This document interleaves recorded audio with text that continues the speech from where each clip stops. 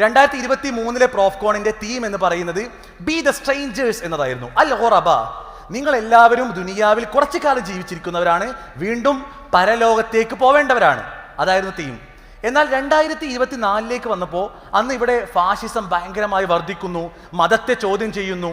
The religion എന്ന് പറയുമ്പോൾ തന്നെ ഭയങ്കരമായ ക്വസ്റ്റ്യനിങ് സ്റ്റാർട്ട് ചെയ്ത സമയത്ത് പ്രോഫ്കോൺ ഇൻട്രൊഡ്യൂസ് ചെയ്ത ടോപ്പിക് എന്ന് പറയുന്നത് ദ റിലീജിയൻ എന്നതായിരുന്നു.